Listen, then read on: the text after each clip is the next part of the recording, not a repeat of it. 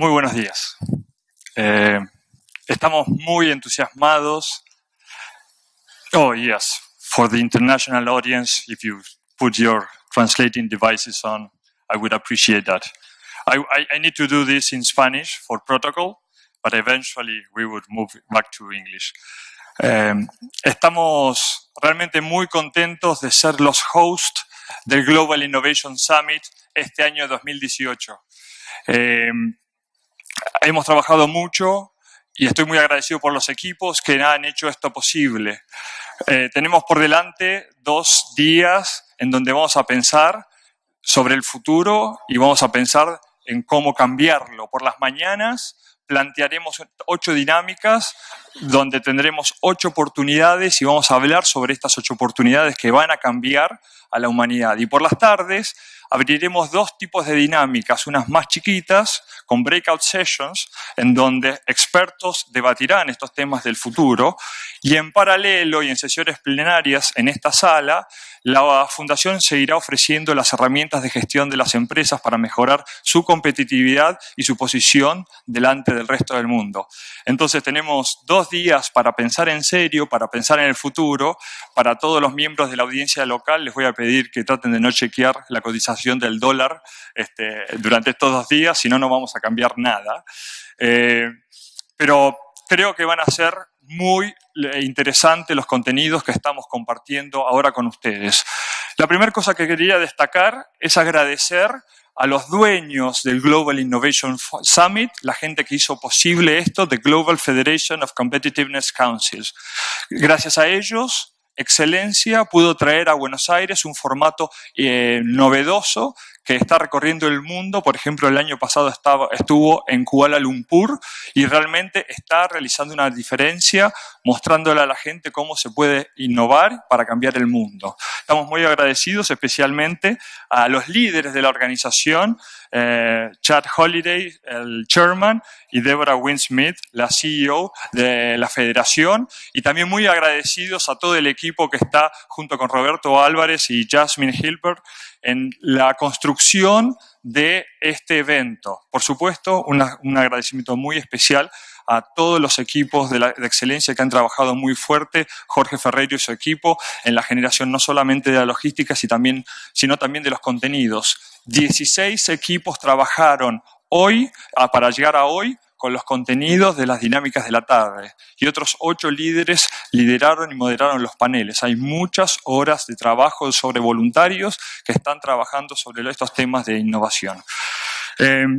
El segundo agradecimiento que quiero hacer corresponde al Instituto Nacional de Tecnología Industrial, a Javier Ibáñez, su presidente, porque con él y sus cuadros, Leonardo Espina y toda la gente que estuvo trabajando también hicieron una diferencia y estuvieron trabajando muy fuerte con nosotros. La agenda esta la alineamos contra el B20 y hemos trabajado mucho con el B20, así que mi agradecimiento va también al B20 y al Ministerio de Producción, a la Secretaría de Ciencia y Tecnología, y en realidad podría seguir así con varios ministerios que de alguna forma participaron directa o indirectamente. Esto es posible y hoy vamos a tener la presencia de 2 ministros, un vicejefe de gobierno y un secretario que nos van a honrar con su presencia y van a dar apoyo a este evento, así que también les agradecemos muchísimo a ellos. Y por supuesto, y como ya adelantaba Diego, a nuestros patrocinantes. Todos ellos fondearon y hicieron posible este evento y quiero destacar sobre todo a los patrocinantes Platinum, Tenaris y Ternium, que realmente nos han apoyado muchísimo en esta situación. Quiero contarles un poquito, y para ir redondeando mis palabras, lo que hacemos en Excelencia. Yo veo muchas caras conocidas entre la audiencia y ustedes saben que nosotros somos 3 fundaciones, Fundese, Fundación Premio Nacional a la Calidad e IPACE. Disculpen, se me secó la lengua. Estas 3 fundaciones trabajamos sobre todo tratando de mejorar la productividad de las empresas argentinas.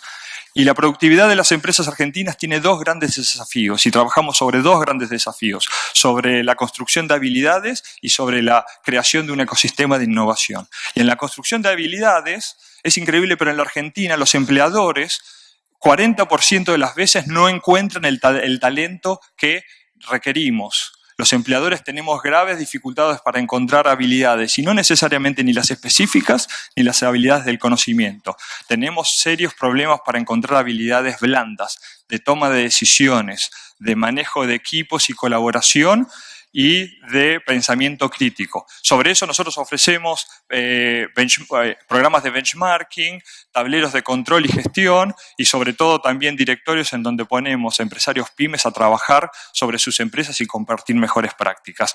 Eso lo hacemos para tratar de trabajar sobre las habilidades blandas, pero a nivel de innovación el problema es otro y mucho más complejo. Y si estamos acá es porque requerimos un evento que dé visibilidad a todos estos desafíos. ¿Y cuál es nuestra aproximación también? Internamente ustedes conocen algunas de estas herramientas que hemos lanzado, como el Premio Nacional a la Innovación que lanzamos el año pasado y que ya es un éxito en el sentido de que está trayendo a la sociedad un modelo de gestión de innovación que, por supuesto, no va a estar a la altura de cada una de las empresas ni es perfectamente ajustable, pero por lo menos ofrece una hoja de ruta de lo que uno debe hacer para tratar de mejorar y enfrentar a esta realidad cambiante y ser innovador. El segundo aspecto es un aspecto que posiciona a la Fundación de cara al resto del país y es tratar de articular el diálogo entre la academia, el gobierno y las empresas. Acá localmente lo conocemos como el triángulo de Sábato, ¿sí? Lo que nosotros queremos hacer es juntarnos todos y lidiar con el desafío holístico de la innovación, que tiene muchas aristas y son muy difíciles de lidiar con ellos. Nuestro aporte viene desde varios aspectos también que no son solo micro, sino también macro, pero sobre todo agradecemos la gran participación de muchas universidades y del gobierno en esto que es tratar de construir a un país que está enfrentando no solo el desafío de abrirse al mundo, sino que lo está haciendo con un mundo que está cambiando. Y ya con esto voy terminando mis palabras y le voy a ceder mis palabras a Chad. Luego quería cerrar invitándolos, por favor, a que se sumen a la Fundación. La participación de todos ustedes es crítica porque nosotros confiamos, creemos, necesitamos un ecosistema de gente comprometida con liderazgo y participación que realmente tenga vocación de cambiar no solo el país, sino también el mundo. Así que muchísimas gracias.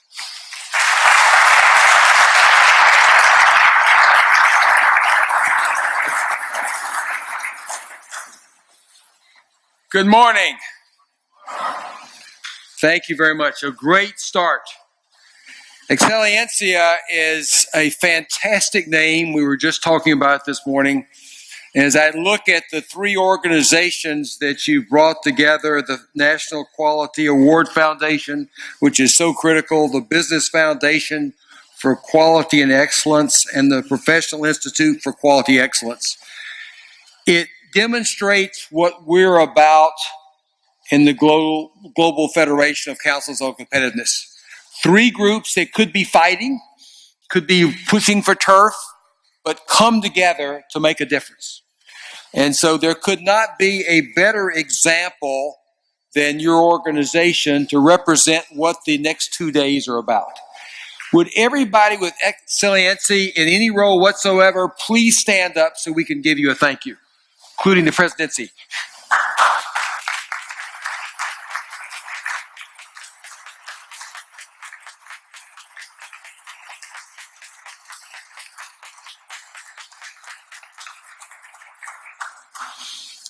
Thank you so much. We'd also like to thank the City of Buenos Aires, the government of Argentina, and the National Institute of Industrial Technology for their warm welcome and strong support. I will have just a few comments today. Some of them will challenge the two excellent translators, and I apologize in advance. The first one is a quote that I think you've probably heard. May you live at interesting times. How many have heard that quote or something like it before? You've probably heard many different translations of what does that really mean. And it was actually said the first time by Sir Austere Cumberland, a British statement, to a man named Winston Churchill. So given that time in 1936 when he said it, you could take it to mean a lot of different things. I would rather take a different translation, which I can verify is accurate because it was on the internet, so it must be accurate. The Chinese translation. The best time to plant a tree is 10 years ago. The second best time to plant a tree is now. So that's what I'd like to talk about, is the tree that was planted 10 years ago and the tree we will plant today. 10 years ago, Deborah Witt-Smith had an idea. From all of her working with the U.S. Council on Competitiveness, why do we limit it to U.S.? Are there common things we can work across national boundaries and be a win-win? Like all important endeavors, it was an uphill fight at first. Everybody didn't immediately agree with Deborah's thinking. But after a while, she was able to convince. And that tree was planted 10 years ago.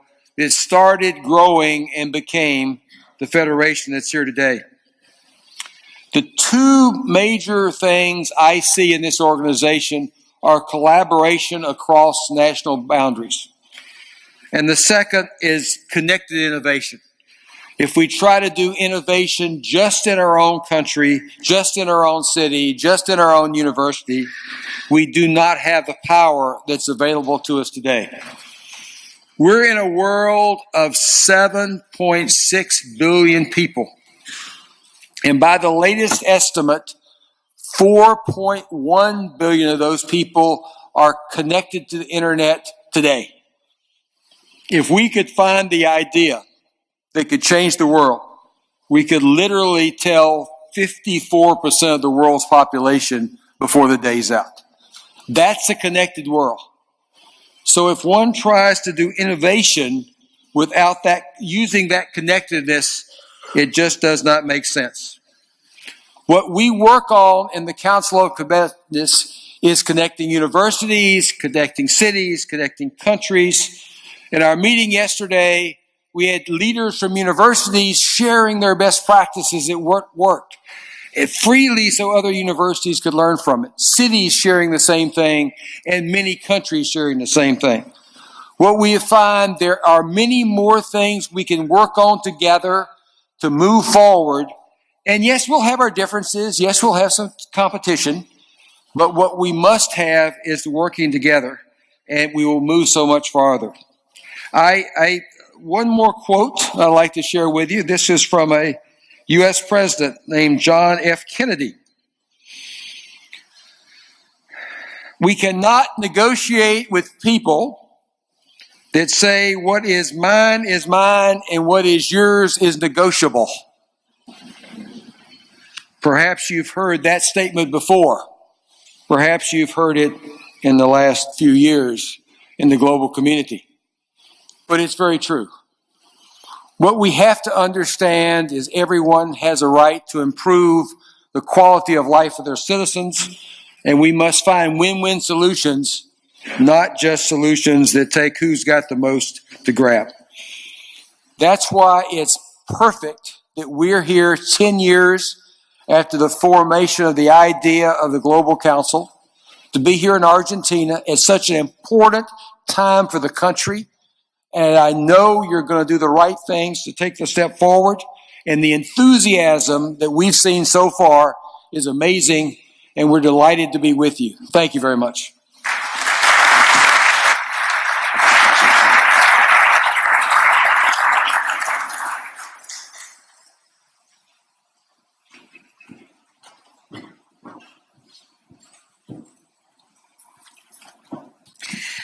Good morning, ladies and gentlemen, distinguished guests. I think you just heard from Santiago Murta and Chad Holliday, really the vision, the importance, and the imperative for why we are gathered here today for the 8th Global Innovation Summit of the Global Federation of Competitiveness Councils. There are so many people to recognize and thank for everything that they have done to bring us together at this very important juncture in the history of this country and countries all around the world, for the members of the Global Competitiveness Councils that are represented here today. And I really want to also start out by again thanking Santiago and his fantastic team at Excelencia for one, having the vision and the leadership and then the commitment and staying power to put together this organization, which is an example of innovation and really a hallmark of what we're trying to accomplish in the Global Federation of Competitiveness Councils. That is to bring together the stakeholders from diverse groups and constituencies in our respective countries to come together around a common vision of what we need to do individually and collectively to unleash a new era of growth, inclusive prosperity, and security for our citizens, for our nations, and our partners and fellow citizens around the world. I know there are going to be some very distinguished ministers from Argentina who will be joining us later today, and we're very honored and proud about that. I want to also mention in terms of recognition that we had some great partners that have worked so hard over this year to bring this to life.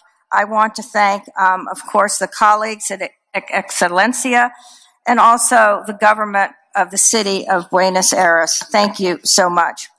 Well, turning to the theme of our meeting today, scaling up innovative and sustainable businesses.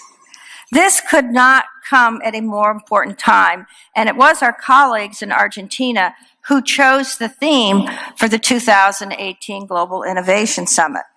Because we know, all of us know in this room, that we are standing at a point in human history that is moving forward at a relentless pace of human development, experience, and great, profound challenges.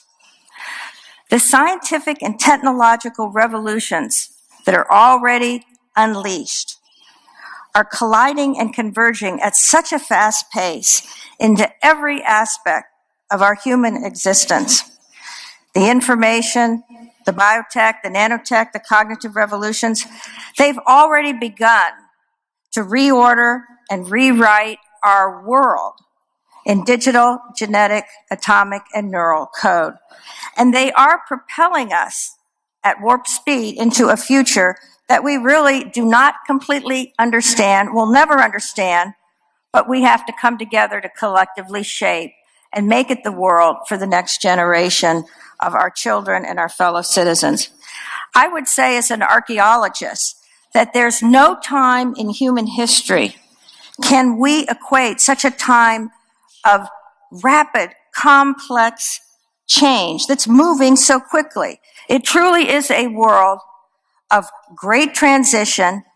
We know the turbulence in every dimension, economic, political, security, but it's also a time that's taking us into transformation. And we all have to work together to ensure that that transformation will be one to ennoble the human condition and take us on this path of ever growing the potential and possibility of our life on earth and the life we bequeath to our children.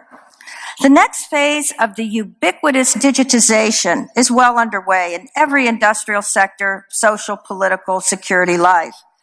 Biotechnology, just in the last few years, has been upended with the new CRISPR-Cas9 cut and paste gene editing, which offers tremendous benefits for human health, for animal health, for food production, environmental sustainability. But yes, it's opening the door to uncharted ethical questions. Do we need a global consensus and a new global regulatory framework as we unleash the power to change life? Truly a 21st century Pandora's box. Artificial intelligence. We were really not talking about it 3-4 years ago, even though the research underpinning it has been going on for many, many years. But it has burst onto the global stage, and it's advancing rapidly. Many industrial sectors are already deploying AI agents to perform human intelligence work in finance, in insurance, in healthcare diagnostics, in defense, in government work delivering services to citizens. And again, we're moving into these uncharted waters with great ethical challenges, let alone the profound workforce disruption. Automation, digitized manufacturing with intelligent sensors and robots have transformed production, moving away from its 20th century history of being dirty, dumb, and dangerous to now emerging as a production system at the highest end that's smart, safe, sustainable, and surging. The global auto industry, now challenged with upstart newcomers, is racing to put self-driving autonomous vehicles on the road, with pilot test beds popping up around the globe, coupled to now the deployment of autonomous drones throughout the world for many numerous industrial sectors and uses. Truly, we have entered the world of automation. And I must add that the chairman of the U.S. Council on Competitiveness, Sam Allen, the CEO and chairman of Deere & Company, on whose board Chad Holliday serves, they have been operating and developing and using autonomous tractors in large-scale agriculture for many years, way before we were talking about autonomous vehicles for individual consumers on the road. Sensors, the Internet of Things, advanced computing, 3D printing, nano-engineered materials, they have all ushered in a new industrial revolution powered by the great, ongoing, huge transformation in energy production and supply as we collectively navigate to a low-carbon world.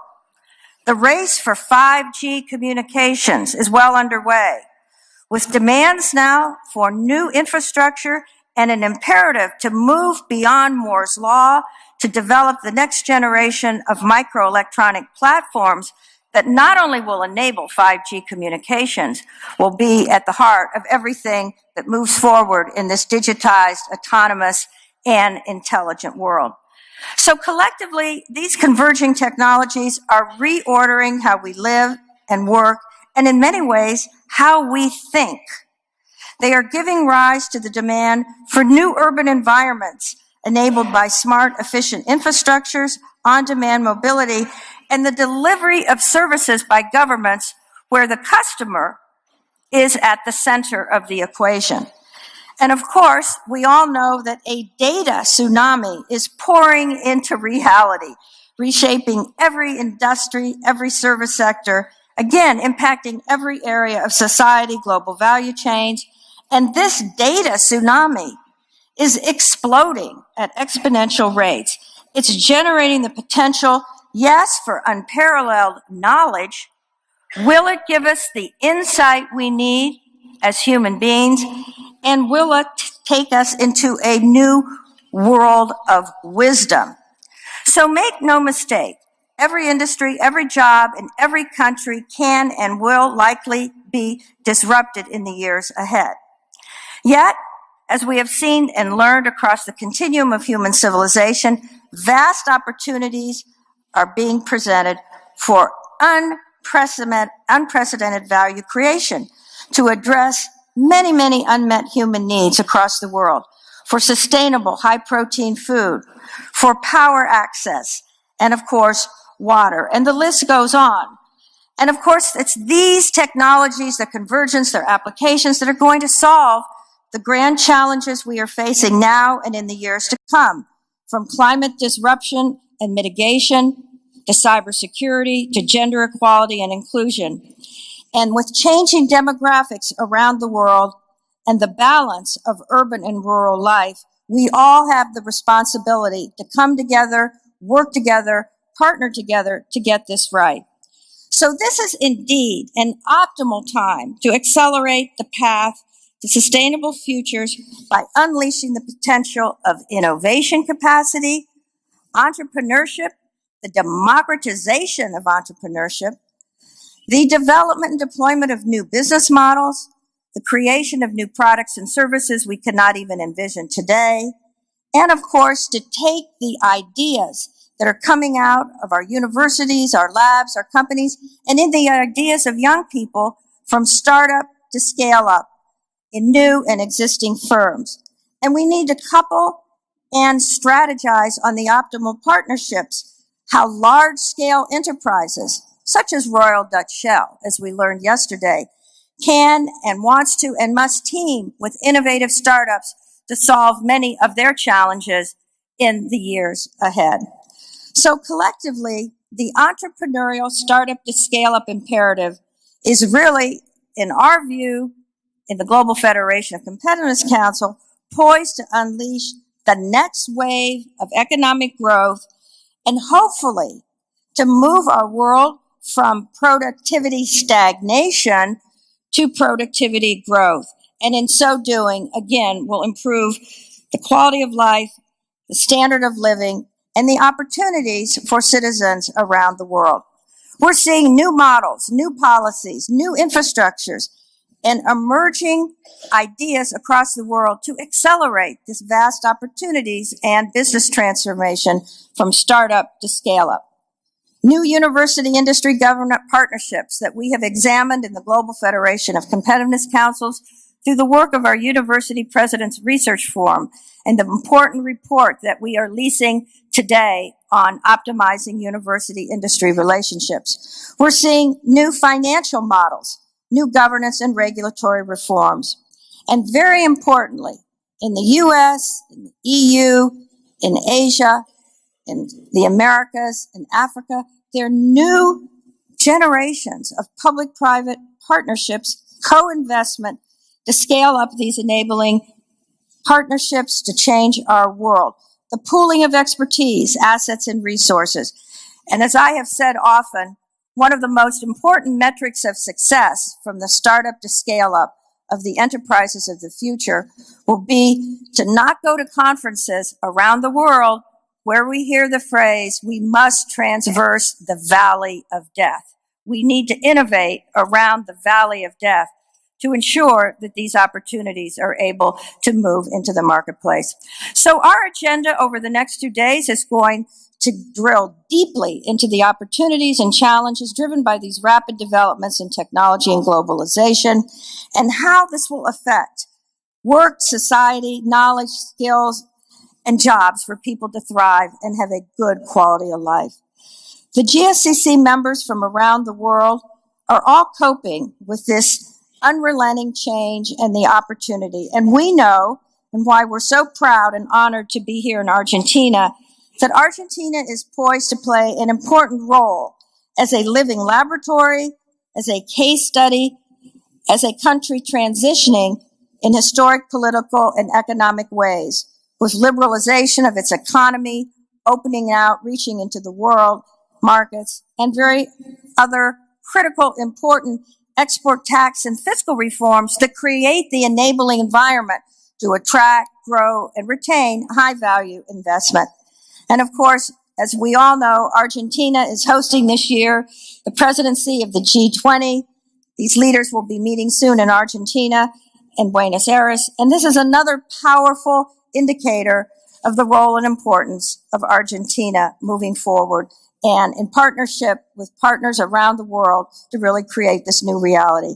So this is a very special moment in time that we as leaders that are gathered here today from around the world must accept our role as visionaries, but very importantly, as agents of change and champions of innovation, and to take the steps outside of our comfort zones, to do the hard things, to take the risks, and to really be advocates for the partnerships and the strategic engagement inside our nations, around the world, to create a prosperous, secure, and happy quality of life world in the generations to come. So I will close again as an archaeologist saying that we have always been innovators from the time we became human beings, and that innovation is much like the spiral in nature. It's a journey that has a beginning and it continues to grow and shape and move out, but it never has an end. So today we welcome you all to participate in the journey, to make contributions, and to join the global competitiveness movement of the GFCC. Thank you very much.